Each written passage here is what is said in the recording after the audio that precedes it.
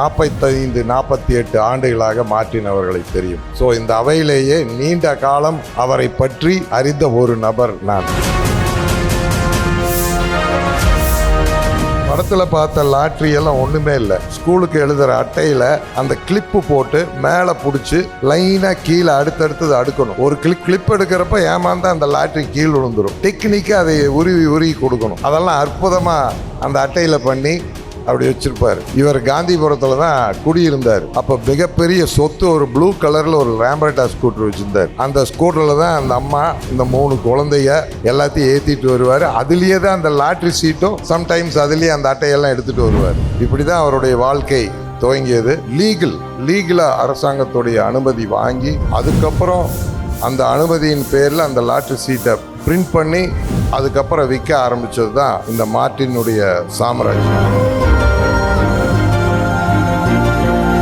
இந்த சாம்ராஜ்யத்துக்கு பின்னால் எவ்வளோ உழைப்பு இருக்குது, எவ்வளோ வேர்வை இருக்குது, எவ்வளோ கடுமையான பயணம் இருக்குன்னு எனக்கு இன்ச்சு பை இன்ச்சாக தெரியும். இதுக்கெல்லாம் முக்கியமான இதுக்கு பேக்ரவுண்டு ஹீரோ ஒருத்தங்க இருக்காங்க. அவங்க தான் லீமா ரோஸ். அவங்க பார்த்த சாதாரணமாக சிரிச்சுட்டே இருக்கிற மாதிரி இருக்கும். இந்த என்டையர் குரூப்புடைய முதுகெலும்பு அங்கே தான் இருக்குது. கோயம்புத்தூர் தான் இந்தியாவோட ஜிடிபி வளர்ச்சியில் 10வது இடத்துல இருக்குது. கிட்டத்தட்ட நம்ம 1 லட்சம் கோடி எக்ஸ்போர்ட் பண்ணுறோம். அதில் லாட்ரிலையும் நம்பர் 1 இருக்கிறோம். ஹையஸ்ட் டேக்ஸ் பேயர்லையும் நம்பர் 1 ஊராக இருக்கிறோம். நிறைய சேரிட்டிலையும் நம்பர் 1 இருக்கிறோம். அதுல நீங்களும் ஒருவருங்கிறப்போ எங்களுக்கெல்லாம் ரொம்ப ரொம்ப ரொம்ப ரொம்ப பெருமையா இருக்கு உண்மையிலேயே.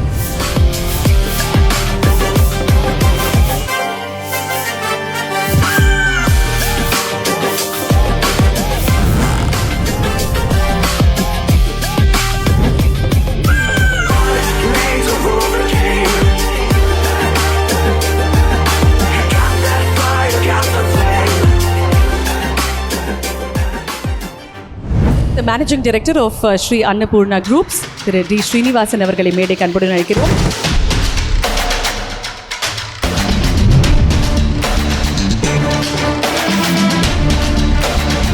எல்லோருக்கும் வணக்கம். இன்றைய விழாவினுடைய நாயகன் மார்ட்டின் அவர்கள் இங்கே அமர்ந்திருக்கிறார்கள்.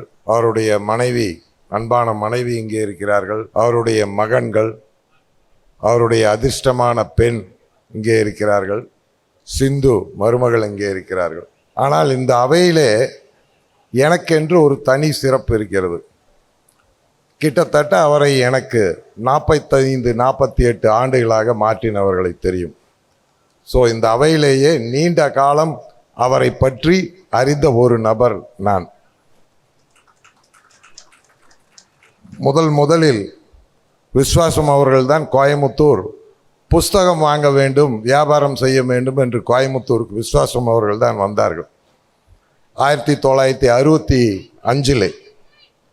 66 மார்ட்டின் அவர்கள் கோயமுத்தூருக்கு வருகிறார்கள். கோயமுத்தூரிலே வந்து எங்களுடைய நிறுவனம் கௌரி சங்கரனுடைய எதிர்புறம் ஒரு சின்ன கடை, காந்திபுரம் கௌரி சங்கருக்கு எதுக்காக அன்று காந்திபுரத்திலே கமலா ஸ்டோர் இருந்தது, கௌரி சங்கர் இருந்தது, ராஜேஸ்வரி இட்லி கடை இருந்தது. 12 விதமான சட்னி கொடுப்பாங்க. அந்த லட்சுமி காம்ப்ளெக்ஸ் பக்கத்தில் காய்கறி. இதுதான் கிராஸ்கட் ரோடு. கிரிக்கெட் விளையாடலாம், அவ்வளோ காலியாக இருக்கும். இவர் வந்து இங்கே கடை வைக்கிறார். அதுக்கப்புறம் எக்ஸ்டென்ஷன் நம்மளுடைய காந்திபுரம் கௌரி சங்கரில் நீங்கள் இப்போ இந்த படத்தில் பார்த்த லாட்ரி எல்லாம் ஒன்றுமே இல்லை. அது வந்து ஒரு அட்டையில், ஸ்கூலுக்கு எழுதுகிற அட்டையில் அந்த கிளிப்பு போட்டு மேலே பிடிச்சி லைனாக கீழே அடுத்தடுத்தது அடுக்கணும். ஒரு கிளிப் எடுக்கிறப்ப ஏமாந்தா அந்த லாட்ரி கீழ் விழுந்துடும். டெக்னிக்காக அதை உருவி கொடுக்கணும். அதெல்லாம் அற்புதமாக அந்த அட்டையில் பண்ணி அப்படி வச்சுருப்பார். அதுக்கப்புறம் காந்திபுரத்தில் மகாவீஸ் வந்தாங்க. கொஞ்சம் கொஞ்சமாக காந்திபுரம் வளருது. இவர் காந்திபுரத்தில் தான் குடியிருந்தார். இவருக்கு இருந்த அப்போ மிகப்பெரிய சொத்து ஒரு ப்ளூ கலரில் ஒரு ரேம்பரட்டா ஸ்கூட்டர் வச்சுருந்தார். அந்த ஸ்கூட்டரில் தான் அந்த அம்மா இந்த 3 குழந்தைய எல்லாத்தையும் ஏற்றிட்டு வருவார். அதுலேயே தான் அந்த லாட்ரி சீட்டும் சம்டைம்ஸ் அதுலேயே அந்த அட்டையெல்லாம் எடுத்துகிட்டு வருவார். இப்படி தான் அவருடைய வாழ்க்கை துவங்கியது. 83 விஸ்வாசம் வந்து லட்சுமி காம்ப்ளெக்ஸ் ஆரம்பிக்கிறாங்க. அந்த படிக்கிட்ட வந்து பெட்டிக்கடை நான் வைக்கிறேன்னு சொல்லி அவர் பெட்டிக்கடை வைக்கிறார். அப்போ இருந்து நான் ஜெயராஜை பார்க்குறேன், மார்ட்டின் அவர்களை பார்க்குறேன், விஸ்வாசத்தை பார்க்குறேன், எல்லாத்தையும் பார்த்துட்டே இருக்கிறேன். அவருடைய காந்திபுரம் 5ஆம் நம்பர் உடைய ஆஃபீஸ் ஒன்று இருக்குது, படியேறி ஒரு சின்ன ஆஃபீஸு. அவருக்கு ஞாபகம் இருக்குதோ என்னமோ இல்லை, ஞாபகப்படுத்துகிறேன். அப்போ தான் முதல் சம்பூர்ணா காந்திபுரம் 2ஆம் நம்பரில் சம்பூர்ணா ஆரம்பிச்சிருக்கு. நான், இவர், பிரகாஷ், நாங்கள் 3 பேர் மத்தியானம் போய் அப்போ 40 ரூபா நான்வெஜ் சாப்பாடு சாப்பிட்டு போட்டு வந்து கௌரி சங்கருக்கு வரோம். கரெக்டாக எங்கள் அப்பா பெரியவர் வராரு. எங்கே போயிட்டு வர்றீங்க எல்லாம் 3 பேருன்னு? இந்த மாதிரி நான்வெஜ் எவ்வளோ? 40 ரூபான்னாரு. என்னப்பா 40 ரூபா கொடுத்து சாப்பிட்டு வந்தாங்கிறீங்கன்னா, அப்புறம் மார்ட்டின் அதுக்கு பதில் சொல்கிறார், சாப்பிட்றதுக்கு தானே உழைக்கிறோம் அப்படின்னு. அதுக்கு பெரியவர் சொல்கிறார், குடும்பம் பூரா சாப்பிட்ணுமில்லப்பா, நீங்கள் மாத்திரம் சாப்பிட்டா போதாதல்ல அப்படின்னு அவர் பதில் சொல்கிறார். அன்னைக்கு அந்த காலகட்டத்துடைய வளர்ச்சி ஒரு 40 ரூபாயே மிகப்பெரிய பணம். அதுதான் அந்த தொழிலுடைய வளர்ச்சி.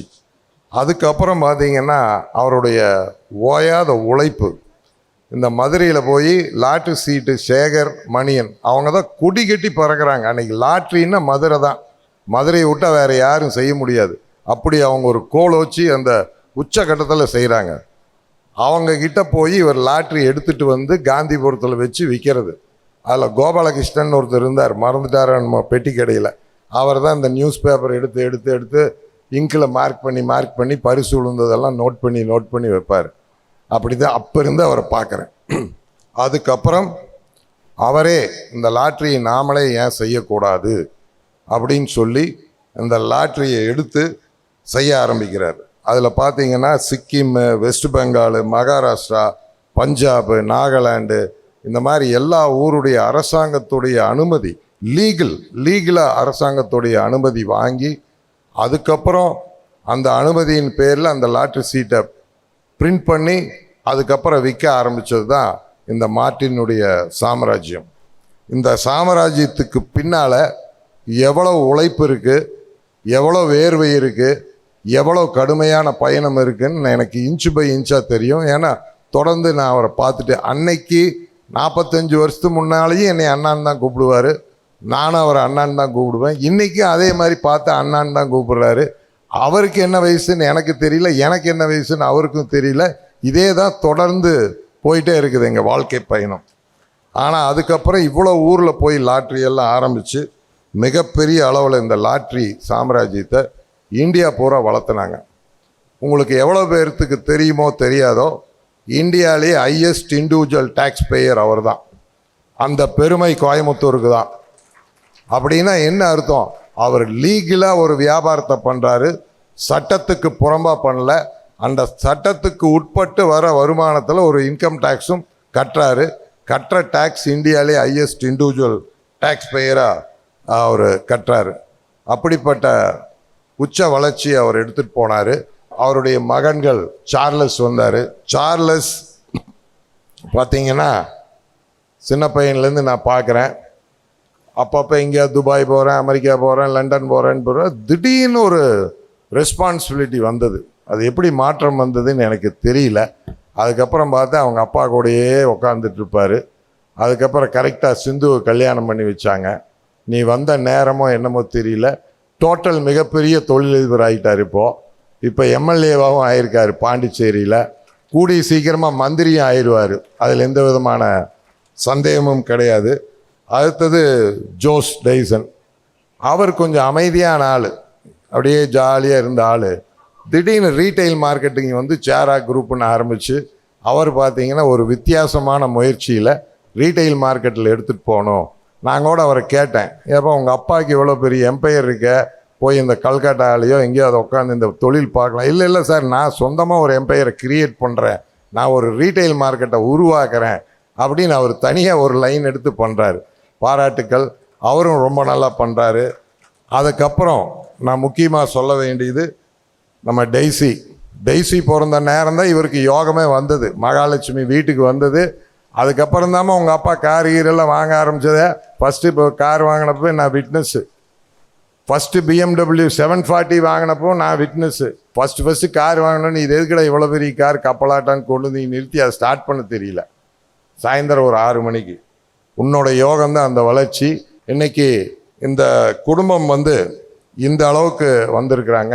கிட்டத்தட்ட சிஎஸ்ஆர் நன்கொடையில் பல்வேறு விதமான நன்கொடைகள் இப்போ ஒரு கிட்டத்தட்ட பார்த்தீங்கன்னா ஒரு 135 கோடி. 135 கோடிங்கிறது ஒரு சின்ன பணம் கிடையாது. மிகப்பெரிய சிஎஸ்ஆர் ஒரு 135 கோடி அவங்க தான தர்மங்கள் பண்ணியிருக்கிறாங்க. இதுக்கெல்லாம் முக்கியமான இதுக்கு பேக்ரவுண்டு ஹீரோ ஒருத்தங்க இருக்காங்க. அவங்க தான் லீமா ரோஸ்.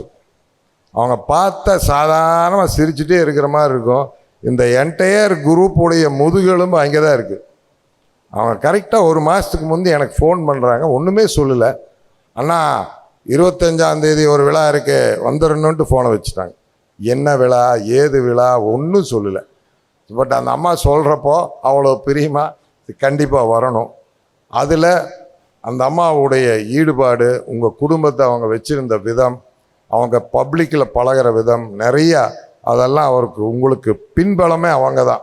உங்களோட குட்வில் பப்ளிக் ரிலேஷன் ஆஃபீஸர்னால் நீங்கள் அவங்கள போடணும். மார்ட்டின் குரூப்புக்கு பொருத்தமான ஒரு அதிகாரி. அவங்களும் இப்போ எம்எல்ஏ ஆகியிருக்காங்க.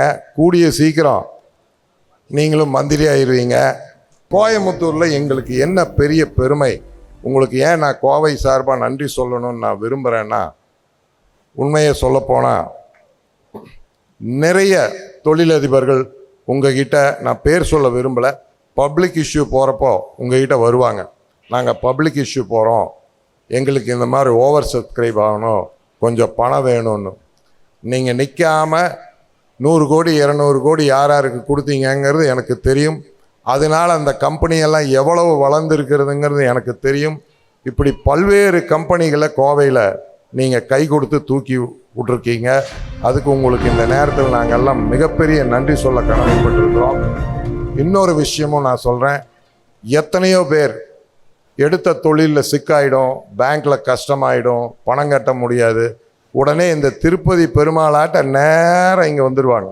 உங்கள் ஆஃபீஸ்க்கு வந்து இந்த மாதிரி கஷ்டம், பேங்க்கில் எவ்வளோ பிரச்சனை இப்படி இருக்குன்னொடனே அதுக்கு சொல்யூஷனை கொடுத்து, பணத்தை கொடுத்து, அவங்கள வெளியில் எடுத்து, அவங்க சொத்தை மீட்டு, இத்தனை உதவிகளையும் நீங்கள் செஞ்சிட்ருக்கிறீங்க. அது மிகப்பெரிய ஒரு பாராட்டக்கூடிய ஒரு விஷயம். ஏன்னா கோயம்புத்தூருக்கு நீங்கள் ஒரு ரிசர்வ் பேங்க். உண்மையை சொல்ல போனால் எனக்கும் உங்களுக்கும் எந்த விதமான வரவு செலவும் கிடையாது. நான் ஒரு பைசா கூட உங்கள்கிட்ட வாங்கினதும் இல்லை, நீங்களும் வாங்கினதில்லை. அதனால் நான் உங்களை பாராட்டி சொல்லணுங்கிற அவசியம் கிடையாது. உண்மையை சொல்கிறேன் நான், அதான் ஃபேக்ட். அதே மாதிரி ஜெயராஜ், பிரகாஷ் இவங்களை எல்லாம் மறக்கவே முடியாது. எத்தனை வருஷமாக அப்படியே இருக்காங்க. அது ஒரு மிகப்பெரிய ஒரு விஷயம். அதில் இவர் இருக்கார் பாருங்க, மச்சினை. ஆனால் அவர் தைக்கிற சூட்டு, கலரு, கோட்டு யார் தைக்க முடியாது. விஸ்வாசம் தைக்கிற கலர் ஒவ்வொரு ஃபங்க்ஷனுக்கு அசத்துவார். அந்த மாதிரி அவர் வேறு லெவலில் இப்போ போயிட்டார். அந்த லட்சுமி காம்ப்ளெக்ஸில் எங்கே கடை வச்சாரோ அந்த லட்சுமி காம்ப்ளெக்ஸோடைய இன்றைக்கி நிர்வாக அதிகாரி சிஇஓ ஆகி, அவருடைய கெட்டிக்காரத்தனை என்னன்னா, ஒரு 25 பறந்து வந்து உக்காந்ததுன்னா உடனே உங்களுக்கு கல்கட்டாக்கு ஃபோன் அடித்து, அண்ணா 25 உக்காந்துருச்சுன்னா வாடகை போகிறதா வேண்டாமா, அந்த அளவுக்கு அவர் பேரே விசுவாசம். அங்கே ஒரு ஸ்கொயர் ஃபீட் எவனும் ஒன்றும் பண்ண முடியாது. அந்த மாதிரி ஒரு விசுவாசமான ஒரு பிரதன்லா. இவங்களையெல்லாம் நான் மறக்கவே முடியாது. சின்ன வயசுலேருந்து பார்த்துட்ருக்கிறேன். மார்ட்டின் எப்போ பிளெயினில் பயணம் பண்ணாலும் பின்னால் கடைசி ரோலில் தான் உட்காருவார். நீங்கள் ஒரு நாள் கூட 1ஆம் நம்பர் சீட்லேயோ இந்த சீட்லேயோ எல்லாம் உட்காரவே மாட்டார்.